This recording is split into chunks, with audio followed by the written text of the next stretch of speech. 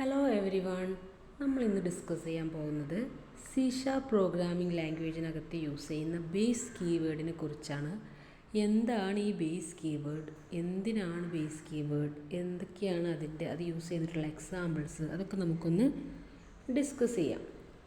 ആദ്യം തന്നെ ഈ ബേസ് കീവേഡ് എന്തിനാണ് യൂസ് ചെയ്യുന്നത് നോക്കാം. ഇപ്പോൾ നമ്മൾ ഇൻഹെറിറ്റൻസിലൊക്കെ പറഞ്ഞു ബേസ് ക്ലാസ് ഉണ്ട്, അതേപോലെ ചൈൽഡ് ക്ലാസ് ഉണ്ട്, അല്ലെങ്കിൽ ഡിറൈവ്ഡ് ക്ലാസ് ഉണ്ട്, പാരൻറ്റ് ക്ലാസ് ഉണ്ട് എന്നൊക്കെ നമ്മൾ ഡിസ്കസ് ചെയ്തിരുന്നു.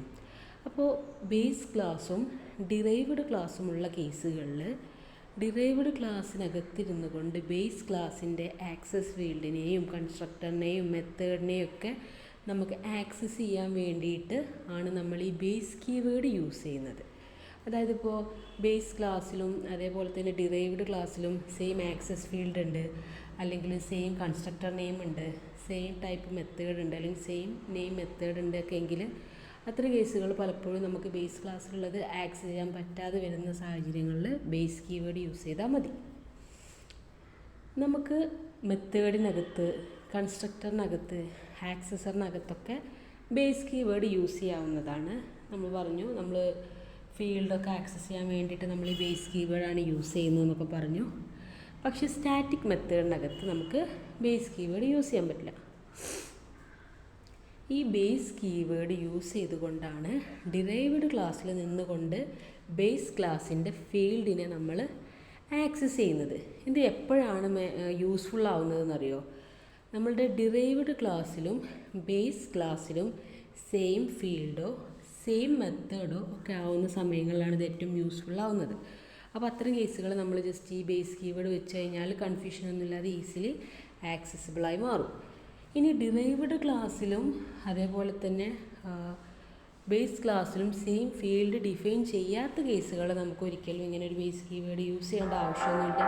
അല്ലാതെ തന്നെ ഡയറക്റ്റായിട്ട് നമുക്ക് ഡിറൈവ്ഡ് ക്ലാസ്സിനെ ആക്സസ് ചെയ്യാൻ കഴിയും.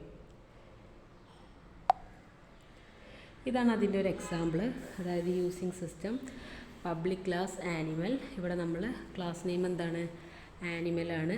പിന്നെ അതിനകത്ത് നമ്മൾ ഒരു ഫീൽഡ് കൊടുത്തു, പബ്ലിക് സ്ട്രിങ് കളർ വൈറ്റ്, അതിന് വൈറ്റും കൊടുത്തു. ഇനി അടുത്ത ക്ലാസ് നമ്മൾ ഡിഫൈൻ ചെയ്തത് എന്താണത്? അതാണ് ഡിറൈവ്ഡ് ക്ലാസ് അല്ലെങ്കിൽ sub class. Public class dog animal, അതായത് ആനിമൽ എന്ന ക്ലാസ്സിൻ്റെ ഡിറൈവ്ഡ് ക്ലാസ്സാണ് ഡോഗ്. അതിനകത്ത് നമ്മൾ സ്ട്രിങ് കളർ ബ്ലാക്ക് എന്നാണ് കൊടുത്തിട്ടുള്ളത്. അപ്പോൾ ഒന്നിന് നമ്മൾ വൈറ്റും എന്നാണ് കൊടുത്തത്, ഒന്നിനകത്ത് ബ്ലാക്കുമാണ് കൊടുത്തത്. അപ്പോൾ ഇനി നമ്മൾ അടുത്ത് ചെയ്യാൻ പോകുന്ന ഷോ കളർ എന്ന മെത്തേഡ് ഉണ്ടാക്കുകയാണ്. പബ്ലിക് വോയിഡ് ഷോ കളർ, അതിനകത്ത് console write line base dot colour. കണ്ടോ, അതാണ് ഈ ബേസ് കീവേഡ്. എവിടെയാണ് നമ്മൾ യൂസ് ചെയ്തതെന്ന് മനസ്സിലായോ? കളറിൻ്റെ കൂടെ നമ്മൾ ബേസ് എന്ന് കൊടുത്തു. അപ്പോൾ അവിടെ ആരാണ് വർക്കാവുക? നമ്മുടെ ബേസ് ക്ലാസ്സിലുള്ള ഫീൽഡാണ് വർക്കാവുക. കൺസോൾ റൈറ്റ് ലൈൻ കളർ, അടുത്തതിന് ജസ്റ്റ് കളറിനെ കൊടുത്തിട്ടുള്ളൂ. അപ്പോൾ ഡിറൈവ്ഡിൻ്റെതും എക്സിക്യൂട്ട് ആവും. മനസ്സിലായോ എങ്ങനെയാണ് ഈ ബേസ് ക്ലാസ് കൊടുക്കുന്നത്? ഇനി പബ്ലിക് ക്ലാസ് ടെസ്റ്റ് ബേസ്, അതിനകത്ത് മെയിൻ മെത്തേഡ് കൊടുത്തു. Dog d equal to new dog. നമ്മൾ ജസ്റ്റ് ഡിറൈവ്ഡ് ക്ലാസ്സിൻ്റെ ഒബ്ജക്റ്റേ ഇവിടെ ക്രിയേറ്റ് ചെയ്യുന്നുള്ളൂ. അതാണ് ഇതിൻ്റെ ഏറ്റവും വലിയ ഹൈലൈറ്റ്. എന്നിട്ട് നമ്മൾ ഡയറക്റ്റായിട്ട് ഡി ഡോട്ട് ഷോ കളറിനെ കൊടുക്കുന്നുള്ളൂ. നമ്മളവിടെ ബേസ് ക്ലാസ്സിന് പ്രത്യേകിച്ച് അവിടെ ഇൻഡിക്കേറ്റ് ചെയ്യുന്നില്ല. പക്ഷേ എക്സിക്യൂട്ട് ആകുമ്പോൾ നമ്മളുടെ ബേസ് ക്ലാസ്സിൻ്റെ ഫീൽഡും കൂടി എക്സിക്യൂട്ട് ആകും. അതാണ് ഇതിൻ്റെ പ്രത്യേകത. അപ്പോൾ ഔട്ട്പുട്ട് വരുമ്പോൾ എങ്ങനെയാണ് വരിക? വൈറ്റും വന്നു, ബ്ലാക്കും വന്നു. ബേസ് ക്ലാസ്സിൻ്റെ ഫീൽഡും വന്നു, ഡിറൈവ്ഡ് ക്ലാസ്സിൻ്റെ ഫീൽഡും വന്നു. അതാണ് ഇതിൻ്റെ ഈ ബേസ് കീവേഡിൻ്റെ പ്രത്യേകത കേട്ടോ. അപ്പോൾ ഒന്നുകൂടി വേണമെങ്കിൽ പറഞ്ഞുതരാം. അതായത് ആനിമൽ എന്ന് പറഞ്ഞൊരു ക്ലാസ് ഉണ്ടാക്കി, അതിനകത്ത് നമ്മളൊരു ഫീൽഡ് കൊടുത്തു കളർ, എന്നിട്ട് ഇനീഷ്യലൈസ് ചെയ്തു വൈറ്റ് എന്ന് പറഞ്ഞിട്ട്. പിന്നെ നമ്മൾ അടുത്ത ക്ലാസ് ഉണ്ടാക്കി ഡോഗ്, അത് ആനിമലിൻ്റെ ഡിറൈവ്ഡ് ക്ലാസ്സാണ്. എന്നിട്ട് അതിനകത്ത് ഫീൽഡ് കൊടുത്തു സ്ട്രിങ് കളറ് ബ്ലാക്ക്. അപ്പോൾ സബ് ക്ലാസ്സിൻ്റെ ഫീൽഡ് എന്താണ്? ബ്ലാക്കാണ് കളറ്.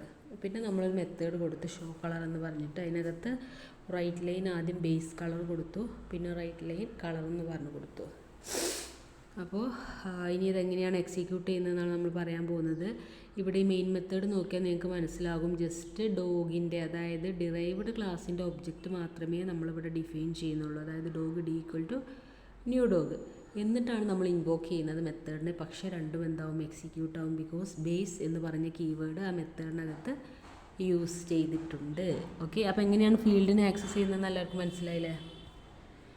ഇനി അടുത്തത്, ഇങ്ങനെ നമുക്ക് ബേസ് കീവേഡ് യൂസ് ചെയ്തിട്ട് നമുക്ക് മെത്തേഡിനെ കൂടെ കോൾ ചെയ്യാൻ കഴിയും. മെത്തേഡിന് കൺസ്ട്രക്ടറിനൊക്കെ കഴിയും നമ്മൾ ഇൻട്രൊഡക്ഷൻ പാർട്ടിൽ പറഞ്ഞിരുന്നു. അപ്പോൾ എങ്ങനെയാണ് നമ്മൾ ബേസ് ക്ലാസ്സിനകത്തും ഡിറൈവ്ഡ് ക്ലാസ്സിനകത്തും സെയിം മെത്തേഡ് ആയി കഴിഞ്ഞാൽ സാധാരണ എന്താ സംഭവിക്കുക, ഓവർ റൈഡ് ചെയ്ത് വരും. അങ്ങനെ സംഭവിക്കുമ്പോൾ നമ്മൾ എന്ത് ചെയ്യണം, ഈ ബേസ് കീവേഡ് യൂസ് ചെയ്യണം. ബേസ് കീവേഡ് യൂസ് ചെയ്താൽ ഈസിലി ബേസ് ക്ലാസ്സിൻ്റെ മെത്തേഡിനെ ആക്സസ് ചെയ്യാൻ കഴിയും. പക്ഷേ ഡിറൈവ്ഡ് ക്ലാസ്സിലും ബേസ് ക്ലാസ്സിലും സെയിം മെത്തേഡ് ഡിഫൈൻ ചെയ്തിട്ടില്ല എങ്കിൽ പ്രത്യേകിച്ച് നമ്മൾ ബേസ് കീവേഡ് യൂസ് ചെയ്യേണ്ട ആവശ്യമൊന്നുമില്ല. അല്ലാതെ തന്നെ ഡയറക്റ്റ്ലി ബേസ് ക്ലാസ്സിൻ്റെ മെത്തേഡിനെ കോൾ ചെയ്യാൻ കഴിയും. ഓക്കെ, അപ്പോൾ മെത്തേഡ് ഓവർ റൈഡിങ് ഉള്ള കേസുകളിൽ നമ്മൾ എന്ത് ചെയ്യണം, ബേസ് കീവേഡ് യൂസ് ചെയ്യണം. എന്നാലേ ബേസ് ക്ലാസ്സിനകത്തുള്ള മെത്തേഡിനെ ആക്സസ് ചെയ്യാൻ കഴിയുള്ളൂ. ഇതാണ് അതിൻ്റെ ഒരു എക്സാമ്പിൾ. Public class animal. നമ്മൾ ആനിമൽ എന്ന ക്ലാസ് ഉണ്ടാക്കി അതിനകത്ത് വിർച്വൽ വോയിഡ് ഈറ്റ്. ഈ വിർച്വലൊക്കെ എന്തിനാണ് കൊടുക്കുന്നത്, നമ്മൾ മെത്തേഡ് ഓവർ റൈഡിങ്ങിൻ്റെ ക്ലാസ് പറഞ്ഞപ്പോൾ പറഞ്ഞതാണ് കേട്ടോ. വിർച്വൽ വോയിഡ് ഈറ്റ് എന്ന് പറഞ്ഞു കൊടുത്തു. പിന്നെ നമ്മൾ അതിനകത്ത് എന്താണ് റൈറ്റ് ചെയ്യുന്നത്, ഈറ്റിംഗ്. പിന്നെ അടുത്ത ക്ലാസ്സാണ് ഡോഗ്. അതാണ് ഇതിൻ്റെ derived class. Public class dog animal. അതിനകത്ത് നമ്മൾ ഓവർ റൈഡിങ് മെത്തേഡ് കൊടുത്തു. Over ride void eat. പിന്നെ അതിനകത്ത് ബേസ് ഡോട്ട് ഈറ്റ് എന്ന് പറഞ്ഞിട്ട് നമ്മളൊരു മെത്തേഡ് കൊടുത്തു. അതാണ് നമ്മളുടെ ബേസ് ക്ലാസ്സിൻ്റെ മെത്തേഡ്. അതുകൊണ്ടാണ് ബേസ് കീവേഡ് കൊടുത്തത്. പിന്നെ console write line eating bread എന്ന് പറഞ്ഞു കൊടുത്തു. പിന്നെ നമ്മൾ പുതിയ ക്ലാസ് ഉണ്ടാക്കി ടെസ്റ്റ് ബേസ്. അതിനകത്താണ് മെയിൻ മെത്തേഡ്. നമ്മൾ നേരത്തെ പറഞ്ഞ പോലെ തന്നെ ഡിറൈവ്ഡ് ക്ലാസ്സിൻ്റെ ഒബ്ജക്റ്റ് ഇവിടെയും ക്രിയേറ്റ് ചെയ്യുന്നുള്ളൂ. Dog d equal to new dog d dot eat. Okay, അപ്പോൾ എങ്ങനെയാണ് ഇത് എക്സിക്യൂട്ട് ചെയ്യുന്നത് മനസ്സിലായോ? ഡി ഡോട്ട് ഈറ്റ് എന്ന് പറയുന്നതോടുകൂടി നമ്മുടെ ഓവർ റൈഡ് ഈറ്റ് മെത്തേഡ് വർക്കാവും. പക്ഷേ അതിൻ്റെ കൂടെ നമ്മൾ ബേസ് ഈറ്റ് എന്ന് പറഞ്ഞ് കോൾ ചെയ്തിട്ടുണ്ട്. അതായത് ബേസ് കീവേഡ് അവിടെ യൂസ് ചെയ്തുകൊണ്ട് ഈസിലി ബേസ് ക്ലാസ്സിൻ്റെ മെത്തേഡ് നമുക്ക് ആക്സസ് ചെയ്യാൻ കഴിയും. അതുകൊണ്ട് തന്നെ ഇതിൻ്റെ ഔട്ട്പുട്ട് എങ്ങനെയാണ് വരിക, ഈറ്റിംഗ് ബ്രെഡ്. അതായത് ബേസ് ക്ലാസ്സിലുള്ള മെത്തേഡും നമുക്ക് ഔട്ട്പുട്ടായിട്ട് കിട്ടും, ഡിറൈവ്ഡ് ക്ലാസ്സിൻ്റെ മെത്തേഡും നമുക്ക് ഔട്ട്പുട്ടായിട്ട് കിട്ടും എന്നുള്ളതാണ് ഇതിൻ്റെ പ്രത്യേകത.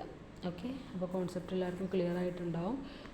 നമ്മളിന്ന് ഡിസ്കസ് ചെയ്തത് ബേസ് എന്നൊരു കീവേഡിനെ കുറിച്ചാണ്.